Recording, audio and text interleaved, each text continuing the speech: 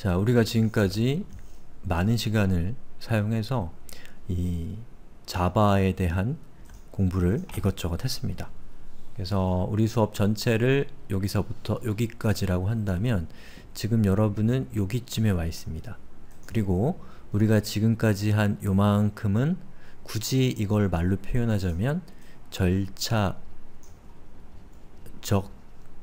프로그래밍 이라고 할 수가 있습니다. 또는 절차지향 프로그래밍이라고 할 수가 있고요. 그리고 이제부터 배울 요만큼의 내용은 객체지향 프로그래밍이라고 할 수 있습니다. 그리고 제가 앞선 수업에서 지속적이고 반복적으로 객체지향에 대한 여러가지 얘기를 하고 또 여러가지 겁을 들이기도 했지만 아무튼 우리는 지금까지 절차지향에 대한 공부를 했고요. 그리고 이 절차지향 프로그래밍이라고 하는 것은 아주 오래된 프로그래밍 스타일입니다. 그러면 객체지향을 배우면 우린 더 이상 절차지향적인 걸 쓰지 않게 되냐? 절대 그렇지 않습니다. 절차지향이라는 것의 이 탄탄한 토대 위에서 구축된 것이 객체지향이기 때문에 여러분이 절차지향 프로그래밍이라고 하는 요 앞서서 배운 조건문, 반복문, 변수 요런 것들을 여러분이 이해하지 못하고서는 결코 객체지향이라는 것에 진입할 수가 없습니다. 그리고 이런 절차적 프로그래밍이라고 하는 것은 지금까지 프로그래밍이 발전하는 과정에서 아주 중요한 역할을 했고, 이 프로그래밍이라고 하는 것의 공통분모로서 완전히 굳어진 형태이기 때문에 여러분이 자바가 아니라 파이썬, PHP, C, C++ 이런 걸 한다고 하더라도 지금 우리가 배운 조건문, 반복문, 뭐 변수, 상수 이런 것들은 이 모든 프로그래밍 언어에서 공통적으로 들어가는 겁니다. 그래서 여러분이 지금까지 수업을 잘 따라오셨고 제가 설명드리는 거에 대해서 최소한 개념적인 것들에 대해서는 충분히 이해가 됐다면 여러분은 어떤 언어로 진출하더라도 반은 먹고 가거나 아니면 전체적인 개념은 다 이해하고 다른 언어로 들어가는 겁니다. 다만 그 각각의 언어가 갖고 있는 문법적인 특성, 또 그 각각의 언어들이 해결하고자 했었던 그 문제의 특성에 따라서 약간의 차이가 있을 뿐이지 큰 차이는 없다는 거죠. 그래서 여기까지 잘 따라오셨으면 충분히 축하할 만한 일이고 여러분들도 충분히 기뻐할 만한 일이라는 걸 제가 상기시켜 드리기 위해서 이렇게 얘기를 하는 겁니다. 그러면 이 객체지향이라고 하는 것은 과연 자바라고 하는 기술을 위한 특정한 기술이냐? 라는 궁금증이 생기실 수가 있는데요. 전혀 그렇지 않습니다. 이 근대적 프로그래밍이라고 스스로를 표현하는 언어들은 대부분 이 객체지향이라는 형태의 이 프로그래밍 스타일을 제공하고 있습니다. 물론 그 언어에 따라서, 그 언어가 추구하는 바에 따라서 실제로 그 객체지향을 제공하고 구현하는 방법은 제각각 조금씩은 다르지만 이 전체적인 지향점, 컨셉이라고 하는 것은 대충 비슷합니다. 그러면 왜 자바를 공부하는 데 있어서 이 객체지향이라고 하는 것이 여러분들에게 허들 또는 장애가 될 수 있느냐? 그것은 자바는 다른 언어들과는 좀 다르게 객체지향을 강제하고 있기 때문에 그렇습니다. 여기 제가 강제한다고 적어놨죠. 그래서 뭐 C 같은 언어, 만들어진 지 꽤 오래된 언어죠. 이 C 같은 언어에는 객체지향이라고 하는 프로그래밍 스타일이 이 기능적으로는 제공되고 있지 않습니다. 그렇기 때문에 객체지향에 대해서 생각할 필요가 없습니다. 그리고 이 PHP나 파이썬 또는 자바스크립트 같은 언어는 객체지향을 제공하지만 객체지향을 선택적으로 제공합니다. 즉 객체지향 프로그래밍 스타일을 쓰고 싶으면 쓰고 싶지 않으면 안 써도 아무런 문제가 없다라는 것이죠. 그런데 이 자바는 다른 언어들과는 다르게 거의 객체지향의 화신이라고 해도 과언이 아닐 정도로 객체지향 프로그래밍 스타일을 강제하고 있습니다. 그래서 지금까지 우리가 수업을 쭉 진행하는 과정에서 제가 여러가지 뭐 public,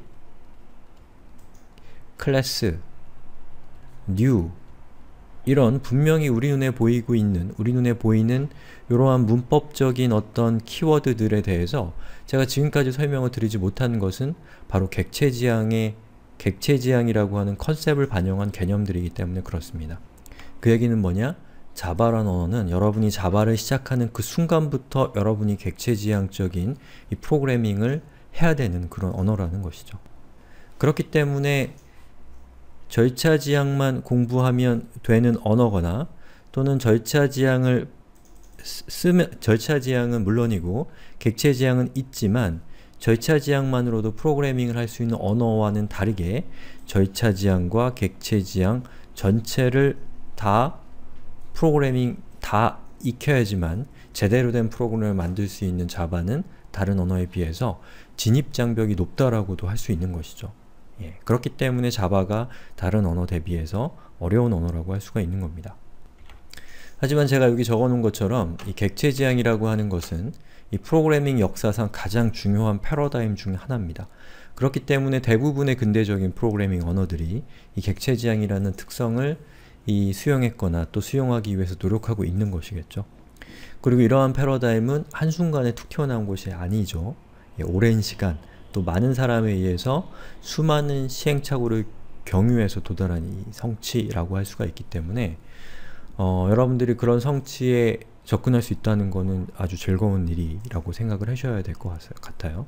다만 이제 그 성취가 너무 거대해져서 오랫동안 프로그래밍을 해왔던 사람들에게는 이러한 개념들이 도입되는 과정에서 자연스럽게 새로운 도약 지점이 보이고 새로운 도약 지점이 보이기 때문에 그 도약의 과정에서 즐거움을 느낄 수 있고, 예, 그러한 기능들이 왜 도입됐는가에 대해서 충분히 이해할 수 있을 만큼 충분히 절망해 왔기 때문에 이것들을 재밌게 느끼고 이런 것들에 대해서 열광할 수가 있는데, 이 프로그래밍을 처음 시작하는 분에게 객체 지향을 딱 주게 되면 일단은 절차 지향부터 시작해서 객체 지향까지 아주 긴 학습 시간이 필요하고 아주 매우 많은 내용들을 습득해야 되는 그런 문제가 있기 때문에 뭔가 재밌는 것 또는 가치 있는 것이라기보다는 일단은 공부해야 되는 것, 지루한 것, 어려운 것, 익히기 힘든 것, 이렇게 느낄 수가 있다라는 것이죠.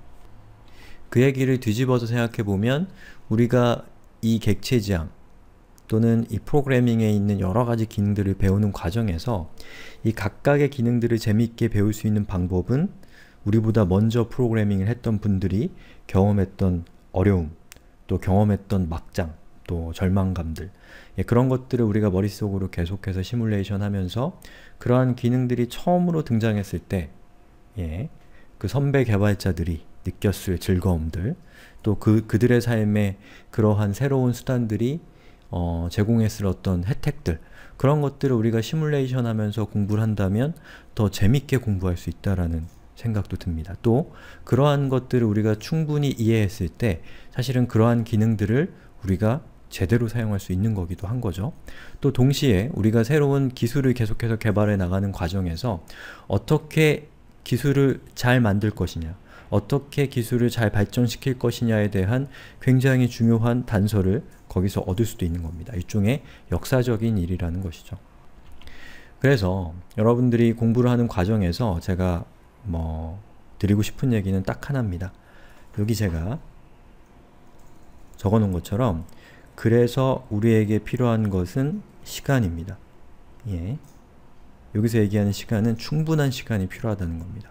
사람은 어떤 일을 시작하기 전에 그 일을 완수하기 위해서 자기가 얼마만큼의 시간을 사용할 것인가를 배정하는 습관이 있는 것 같아요. 그래서 그 습관을 짧게 잡으면, 그 습관은 짧게 잡긴 했는데 실제로 그 일은 그 시간 안에 끝나지 않아요. 그러면 그 시간이 경과했을 때 그 일을 포기하게 될 가능성이 많습니다. 또 그렇게 일을 포기하는 것을 계속해서 반복적으로 하다 보면 이 자기도 모르게 패배감 또는 자신감이 없는 상태, 예, 그런 것들을 굉장히 뿌리 깊게 가져갈 수가 있는 것이기 때문에 계속해서 실패하고, 계속된 실패는 더더욱 그런 부정적인 감정을 강화할 가능성이 있습니다. 그래서 제가 여러분들께 드리고 싶은 얘기 한 가지는, 지금부터 배우게 될 객체 지향, 상당히 어렵고 또 많은 시간이 필요할 수 있는 분야이기 때문에 여러분들이 이것을 시작하는 데 있어서 시간을 충분히 확보하시라는 겁니다. 지금 만약에 일주일을 생각하고 있었다면 한 달을 잡으셔야 되고, 만약에 한 달을 생각하고 있었으면 2달을 잡으셔야 됩니다. 그리고 2달 안에 여러분이 객체 지향을 잘할 수 있느냐, 그게 아니고 그냥 문법적인 것만 익힐 수 있는 것이고, 실제로 이걸 잘하기 위해서는 오랜 시간의 수련이 필요합니다. 그리고 이 얘기를 하는 저 역시도 객체 지향 프로그래밍 잘하는 사람이 결코 아닙니다. 저도 이 수업을 만든 이유 중에 하나가 제가 객체 지향을 잘해서가 아니라 객체 지향에 대해서 깊게 이해하기 위해서 저에게 일종의 강제력을 줄 필요가 있었기 때문에 제가 수업을 만든 거기도 하기 때문에 어떻게 보면은 이 수업을 보고 계신 여러분들과 제가 사실 입장이 다르지 않습니다. 그래서 우리 자바의 배열을 배울 때 자바의 배열이 융통성이 없다라고 말씀을 드렸죠. 그래서 처음 배열을 만들 때 그 배열이 몇 개의 값을 수용할 수 있는지를 숫자로 지정을 해야 되잖아요.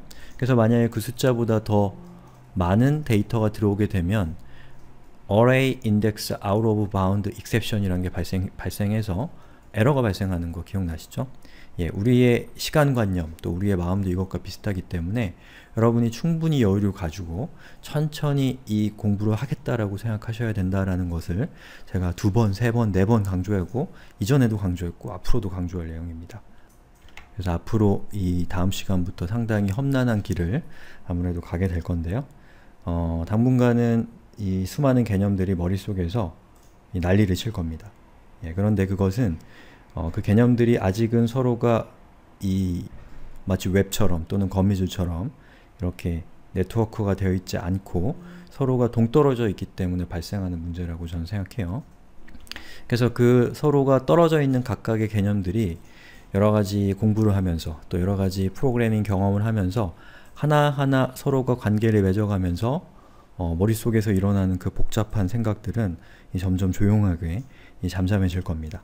예, 그거는 뭐 제가 여기 적어놓은 것처럼 여러분이 공부를 안 해서 까먹었거나 또는 완전히 내 것이 돼서 생각하지 않아도 자연스럽게 나올 수 있는 상태가 되었거나 그 둘 중에 하나일 겁니다. 그래서 전자가 되기보다는 후자의 상태가 될 수 있도록 노력해 봅시다. 자, 그렇게 해서 이 시즌 1을 마무리하고요. 이 다음 수업부터 이제 시즌 2 객체 지향 입문으로 들어가도록 하겠습니다. 고생 많으셨어요.